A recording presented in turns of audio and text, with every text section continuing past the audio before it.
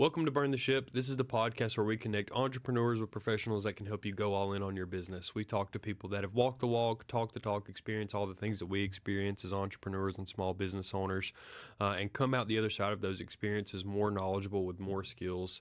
And we have a very gracious network of people that share those experiences with us, so we can try to bottle up some of those skills and experiences and employ them in our own business. So thank you, Rich. I appreciate you coming very much. It does mean a lot to us. Anybody that sets the time to be here to speak for us and to our audience about what we can learn, it really does mean a lot to us. So I want to say that up front. Thank you for your time. I appreciate that very much. Why don't you go ahead and introduce yourself and tell us a little bit about your business?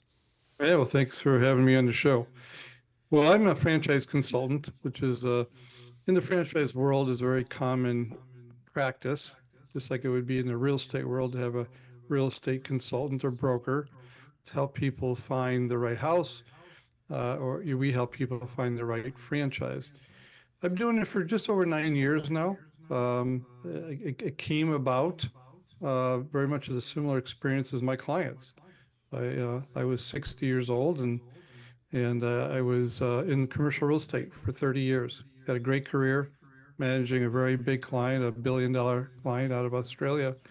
And they decided to sell all their real estate in the US. And with that, we helped them accomplish that goal. And then I was pretty much in the marketplace. So I had to reinvent myself and I had to look at the same options that we tell our clients to look at. And came across the franchise consulting business, which I actually fell in love with. So we help people like yourself and your listeners either do one or two things to find a franchise, to be an owner of a franchise, or maybe they want to take their business and have the business become a franchise. We do both sides of that equation. Majority of our business is helping people buy a business, but we could do both. Sure. So I think the perception of a franchise is kind of this business in a box solution where people are going to give you the kind of the game plan that you need to be successful.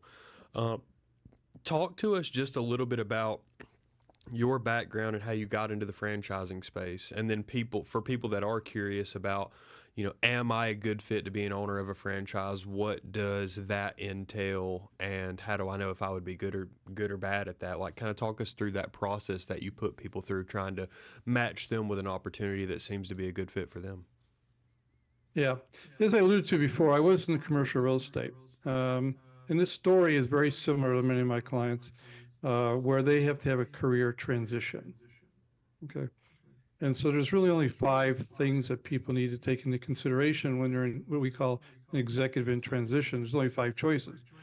You either retire if you're able to, and you kind of check that box off. Or do you want to? You find another job in corporate America. Uh, Now, if you're in this demographic, which most of our clients are between 40 and 65, as you get higher up that scale of age, it gets a little more difficult. And people are also finding that the corporate job today is only lasting on average about 2.5 to 3 years. So people are saying, I need something a little bit longer term, a little bit more secure. Um, and so the other three options are: do you start your own business? You buy a business that's not a franchise, or you buy a franchise. So I looked at all five. I came across the franchise world, ironically, when I was in the marketplace looking for work and evaluating these five options. I happened to go to dinner with my brother-in-law, who's an attorney, and we were just talking about life in general. And I said, "So what's new with you?" And he goes, "Well, I bought a franchise." I go, "Really? Why would you do that? What was the compelling reason?" And he said, "I'm tired of being a lawyer. I want something that I could, do a little bit different, has a little bit more recurring income, something I could leave a legacy for my kids." Well, that sent me on a journey to explore the franchise world. Now, many of these franchises were tenants of mine, so I understood them from a landlord-tenant relationship when I was in commercial real estate, but never thought about them as a business model. So I ended up having a consultant help me take a look at the industry. But halfway through the process, I asked them more about what they did. I was very intrigued about the consulting side. I loved coaching small businesses. I've done that most of my career. I love leadership. I love all the things about business in general. And so as I dived into what it was to be like to be a consultant, I actually went that route, bought a franchise to teach me how to be a consultant. And so again, I've been doing it close to over 9 years. Um, so I know what it's like to go through the journey. Okay. Now, many people dream about owning a business. Not everybody should own a business. And not everybody should be a franchise owner. So we usually take our clients to that stage. Like, real question is, should you even be an entrepreneur? I always say if everybody owned a business, we'd have no employees. Mm. So it's not for everybody. And then if they really kind of qualify through some of our questionings that, yeah, it looks like you could be an entrepreneur, you'd be a good candidate for that. Then the question is, should you be a franchise owner? And the key element to there is two components. Two reasons franchisees fail, not the franchisors, the franchisees. People who buy the businesses, they're undercapitalized. So we have to understand their capital position. Do they have enough money to buy into a franchise and have enough money put aside for, a stormy day? And the second one, which actually is the most important, is can you follow a system? If you think you're going to buy a McDonald's and sell hot dogs, and then I would suggest don't do that. Okay, you're paying money for a system. So we get kind of go through that initial stage of like assessment of who they are. Should they be a business owner? Yes. Should they be a franchise? Could they be a franchise owner? Yes. Then after that, it's finding the right brands. And we take them through a complete assessment. We talk about everything they want the business to do for them. One of the big major mistakes, Bailey, that people make is they follow a passion and don't take anything else into consideration. They like to bake cookies at home, so they buy a bakery. And then they end up hating baking, okay, Mm. because they didn't think of all the other components. Um, so that's a concern. Or a friend of mine bought a XYZ, so I wanted to buy an XYZ, and that really didn't fit the underlying objectives that they didn't realize because they didn't go through the process. So we try to flesh that out ahead of time. What do you want the business to do for you? Do you want an asset to sell in 5 years? Do you want a reoccurring income to take you into retirement? Do you want to scale and build an empire? Do you just want to have something that keeps you out of trouble, gets you out of the house? Do you want to leave a legacy for your kids? There's a lot of reasons people want to buy a business. How much money you want to make? Do you want to replace your income? You want to double your income? You want to triple your income? Okay. These are all questions that we ask our clients to think about, and we walk them through that process. And then after we understand that, then we find brands that match up to their strategy to help them get to where they want to go. Um, and our process takes about 3 to 4 months, about 2 to 5 hours a week of their time. But the good news, Bailey, is there's no cost for it. We get paid by the franchise companies. Uh, and so we have no uh, skin in the game as far as incentive. Uh, we represent hundreds of brands. We're not married to any particular one, and we don't care if they buy a $50,000 one or $1 million one. We're not incentivized that way. So it's very, very safe journey for somebody to go on to really explore. If they can commit the time, at the end of that 4 month journey, they'll have looked at brands that match up to their goals, objectives. They will have been taught how to evaluate those businesses. They'll take everything to the market and test it with existing franchisees. They'll have done all the technical work of financing and legal work, and they've gone into corporate office and met the entire team that's going to support them. So when they get to the end of the journey, we call the journey a de-risking event because it's an investment. It's like buying stock or real estate or anything else. We're trying to get as much of the risk out of the purchase that we can. So when they get to the end of the journey, they can make a decision to go or no go. Sure. So what are some of the for people that are weighing like they're going through that process of thinking, oh, I kind of fit into this box, right? Like I'm in that transitional period between 40 and 65. I have some level of business skills or acumen and I'm looking to step into my own thing. And in their mind, maybe that may not be true for your same system, but they've went through their mind, they say, okay, maybe a franchise is a good opportunity for me. What are the like way over the top benefits of being a franchise owner? And what are like things to watch out for if that is the route that you decide to go down on your entrepreneur journey? Great question. Great question. Um, the benefits of owning a franchise is really has to do with a demographic in life. Okay. Now, every business, every franchise started in the garage. So every business was a startup. Okay. But buying a franchise as a consumer, as a potential franchisee, you're buying a business that's already been up and running and the concept's been proven. It could be tested. Okay. You can go see it, feel it, and touch it. You can verify with other franchise owners. You know, you can look at the books. You can see numbers. There's a lot of information to what we call de-risk the opportunity. Okay, and banks like franchises, especially the well-established one, because there's a history. You're not the first XYZ franchise owner. There may be 100 or 1,000 before you. Okay, um, but we tell people there's usually four reasons it's attractive. One is because our clients are later in life, okay, especially as they get to 50, 55 and on, the they're more conservative and risk adverse the older they get. Okay. Because they're going to take some money and maybe earmark for retirement or earmark for their kids' college. The runway ahead of them is shorter. Okay. We always say, let's pick an arbitrary date, a year of 70 years old. But if you're 55, you got 15 years left. If you're 40, you got, quite more time. But if you're 60, you got 10 years left. So those become, as I said, as the age changes, some of the urgency and benefits increase with franchises.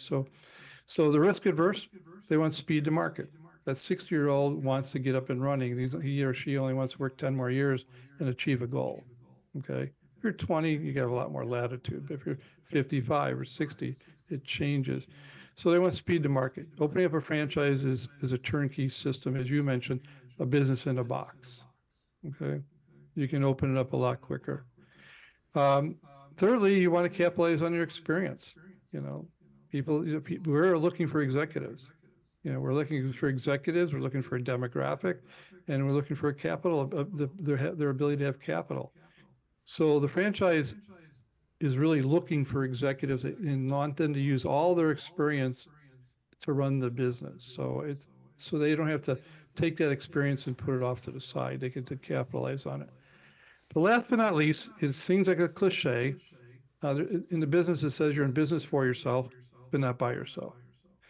And that's not, although it's a cliche and it's a statement, it can be validated. People like doing things with people. So when you buy a franchise, you are supported by the corporate office and you are supported by your fellow franchisees around the country. Immediately, you walk into an infrastructure um, that works. As an example, my son, he's younger than the demographics. He was in 35. Um, reason we bought him a franchise to get started is the infrastructure around him. Okay. Because, he didn't have he wasn't 40, 45, 50 with that many more years of experience in the industry with corporate experience. So we wanted an infrastructure around him. He had all the right technical skills and sales ability, and he understood the product, but giving him that infrastructure around him was also a benefit. Now, the pitfalls, real quickly, it's a much shorter story. Two reasons franchisors fail, okay, not the franchisees, franchisors fail, is they're undercapitalized and they don't have the executive team in place or infrastructure to support the franchise. Okay? Anything could be franchised today if you got a little bit of money, but not everything should be franchised, and not every franchise is good. Okay? The war stories you hear out there, the nightmare stories are where people bought into a franchise and the executive team just couldn't support them, and they were never there for them, and they didn't help the franchisee grow the business, um, and they ultimately failed, or they didn't have the capital to invest in the franchise, which is the franchise is supposed to support the franchisee. Um, and so they found the executive team and the capitalization was a reason that particular brand collapsed over time. And so those are two main reasons. So if you're looking out there, on the other flip side, if you're looking whether you use a consultant or not, Okay, make sure that are well capitalized and take a hard look at their executive team. Have they done this before? Do they have a good track record? You know, eh, make sure you really understand the infrastructure. For sure. And so what is that experience like for, someone that's getting started in the franchise world? They've made that commitment to I'm going to figure out this thing. I'm going to work really hard to make this thing happen. I've been connected with an industry that makes sense for me or a business model that fits my skills. What is there to expect, right? Like, is it a 6 month startup? Is it 3 months? Is there a lot of learning? What is that process like of getting affiliated and becoming a part of the family to be a franchise owner? Well, our process takes 4 months. So I'll kind of give you a little quick timeline. So our process alone takes 4 months to go through. But let's assume our process was done and they signed a contract with a brand. Let's say it's a service brand. Let's say it's a painting brand, house Mm-hmm. painting brand. We call that a service brand. Mm. They could have the doors open in about 3 months after they sign a contract. Okay, Really? so if you started with me today, it'd be 7 months and your doors would be open for business. That's not necessarily making money, but it's just literally doors open for business. You've been through training, you're ready to go. You got all the tools you need to open the door. If you add any bricks and mortar to it, whether it's food or automotive or anything like that, you have to add 9 to 12 months to that journey. So I always tell my clients, if you're starting with me and you add 4 months to the, let's say 12 months, you figure 16 months before your door is open. So that gives them some timeline. But once they're in the brand, okay, everyone has a different journey towards what we call break even and profitability. Okay. Your first stage is getting you trained, getting to know how that brand works and going through the training classes and learning the techniques for whatever they want you to do, whatever product you're buying, uh, to get that set up. Some of it's also finding your location, some of those behind the scene things, coming up with a pre-marketing plan before the doors open, setting up your corporation. There's a lot of things you do behind the scenes, but once you're up and running, you would, when you talk to their brands in the process of evaluating which one you want to buy, just the fact of earning income is a very open conversation. It's not a secret. You don't dance around this question. Bailey, if you're going to invest $300,000 into a franchise, you really want to know how much money I can make. And you want to try to get that proven as much as possible. And how long will it take you to get there? How long will it take you to break even? How long before I put money in my pocket? All that's done up front, okay, before you would ever buy. So you'll Mm-hmm. know. So some brands, they'll tell you it's 18 months before you break even. So you got to build that in your pro forma. But you know that, but I can't tell you specifically because it's unique to every brand. Sure. So I mean, it's an exciting thing, really. As far as like having that system to be able to follow to be an entrepreneur, I think franchises are an awesome thing because we have a lot of experience working with them on the payment side of things, and it that is one of the rare relationships that you see is both good for the franchisee and the franchisor, right? It's a very symbiotic relationship, and both hinge on the success of the other.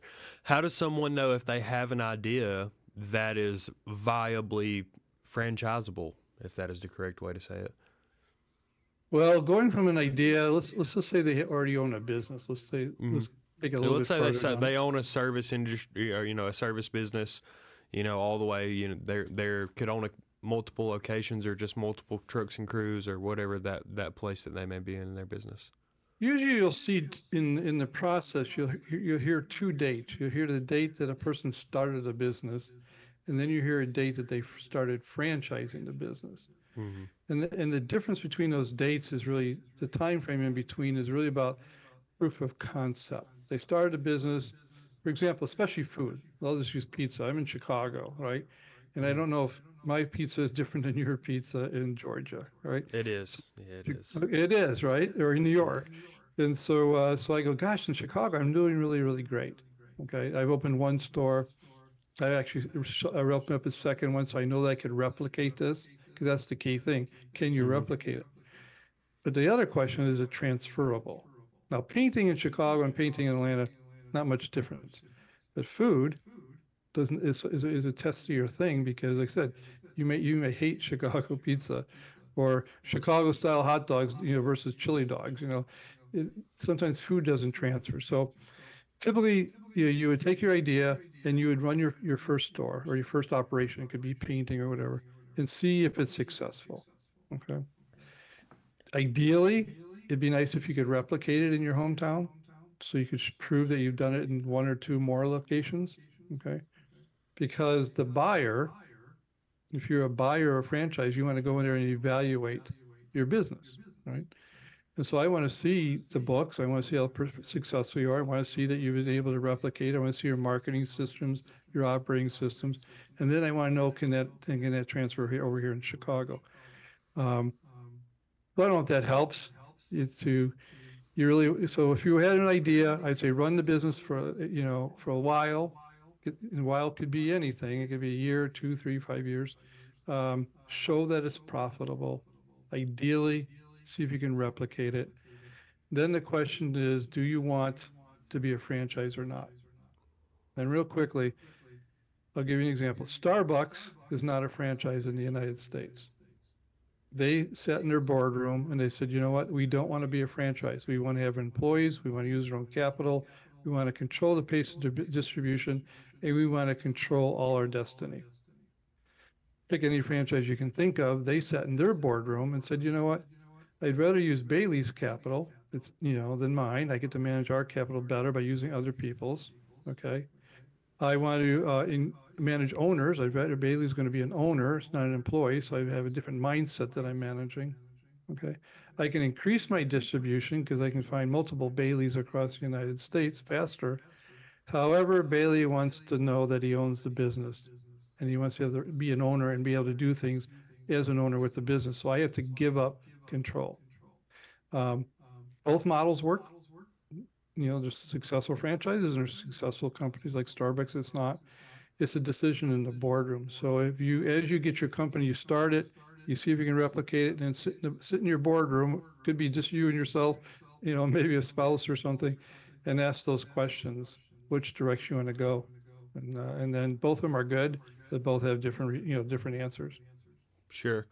No, that makes a lot of sense. And something that I've kind of seen, um, like I've talked to some people that were kind of weighing the option to franchise their business, and a few of those people have gone the route of like white labeling or beginning to manufacture their own product at a large scale and then creating relationships with retailers. So that's another option, especially if you sell a hard product, maybe franchising. And it's like if you owned a yogurt shop, and maybe the most financial gain for you to stand is not from opening 100 yogurt shops or opening 100 franchises of yogurt shops.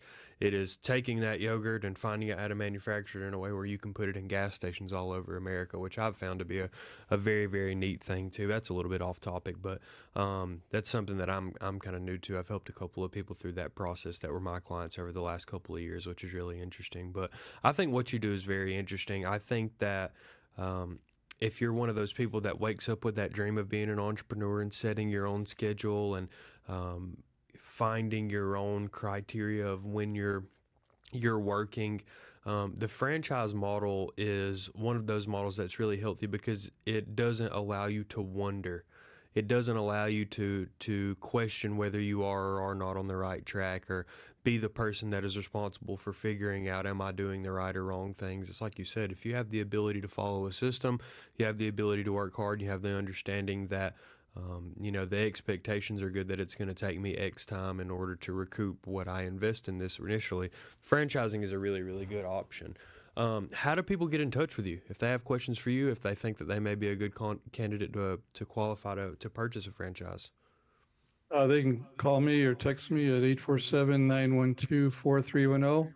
They can go on my website, which has a lot of information on there, testimonies, and plus a lot of things about our process. That's rlebrun.com. Probably the easiest way to get a hold of me, either way. Cool. And just from your perspective, right? Like, what has this experience been like for you? Because now you're at this point where you were able to purchase a franchise, you were able to learn, you've kind of went through the whole process, like you said, of discovering exactly the ways that these things can benefit you as an entrepreneur. So What has it been like for you since you burned the ship and decided that this was the path for you? And why should other people that are seeking out that same opportunity weigh that option? Yeah, I love what I do. I wish I would have done it a long time ago. I was surprised where I landed. I was never in sales. I was always in management, so that was a nuance for me. I love the freedom. I love being my own boss. I love being the CEO of a company. I like to make the decisions. You get all those benefits and trials all together. But most importantly, um, because I went through the journey that my clients go through, um, I want to help them.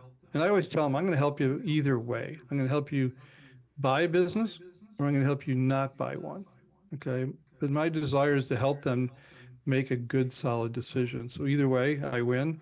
And, uh, and so that I would say if you really get a chance to be an entrepreneur, you can always get a job in corporate America. I mean, that's the easier part of life. Okay. But if once you become an entrepreneur, and surely maybe you'll agree to this, Bailey, you know, you got the right mindset. Okay. If your business or my business collapses, I guess I'll go and end up working for one of those franchises. Who knows, right? Right. But I have gone out there and tested the market. Because one thing I'll just tell you, it's such an amazing thing. I work with executives all day long, and they are running major companies, many of them, multiple employees, multiple divisions, very confidently. But when it comes to betting on themselves, it's a fearful thing for them. Absolutely. And so I go on Monday morning when you get up to go to your work at corporate America, you get up, you go to work, you have accomplishments that you can record, you lead the charge, you're all this experience and accomplishments behind you. Um, if you own a business, you're going to wake up Monday morning, you're going to carry all those traits with you. But it's a mindset. It's a mindset. I have one CEO go, Rich, why would I want to go in the corner office from the corner office to making sandwiches? I go, you're not. You're going to go from the corner office to the corner office. Your product might be sandwiches or automotive or sports and fitness or whatever it is, but you're still the CEO of a company. So my franchising kind of takes people in a certain mindset, but they don't think about it. And this is why I approach it differently than a lot of my colleagues. It's a wealth building mechanism. Okay, that's how this should be looked at. It should be compared to stocks, real estate, bonds, etc. You need to be an executive thinker. You need to learn how to build wealth with owning a business. Um, I got to get them back in that executive seat. When I do that, then they can see the investment. They can see the purpose and the reason for the investment. And that's my goal is to get them back in that seat so they could evaluate this properly. Absolutely. Well, I hope to be able to connect you with some people in my network that I know are decent candidates for these opportunities. Um, Franchising is a really cool thing. If there's more that you want to learn about, Rich and his company is an incredible asset to people that are going through that experience of kind of discovering, learning, and trying to understand more about franchising. Again, I appreciate you coming on the podcast and telling us a little bit about your perspective and your experience in this space. And like I said, I look forward to finding some ways to bring value to you too. I know that what you do is time consuming and strenuous, and you're helping people through really big changes in their life. So it's a cool thing, and I appreciate you coming on. If you have anything else to leave the people with, please feel free. The platform is yours, but that is all I have. And I would just encourage everyone to burn the ship and keep working hard and find the thing that fits you and go really hard at it until you can figure out how to make it work. I would just say thank you for letting me be on the show. And I would say to your listeners to listen to a lot of Bailey's uh, podcasts. We got like 300 and some or 350. I forget the number. Quite a few. Me too. Uh, yeah, there's a lot of good It's a lot. information, a lot. And so people are even considering owning a business. You got business owners from all different categories. So give Bailey's podcast a shot to listen to. I appreciate that, my friend. Well, I'll be in touch with you whenever we get this edited, whenever we put it out to the world. And if there's anything that I can do for you along the way, just let me know. Yeah, same here. Same here. I'd be happy to pass along your name as well as I know you're in the merchant business. I'll be happy to do that as well. Oh, cool. I appreciate that. Well, I'll talk to you soon. All right. Have a good rest of your day. All right. You too, Bailey. Take care. That's it.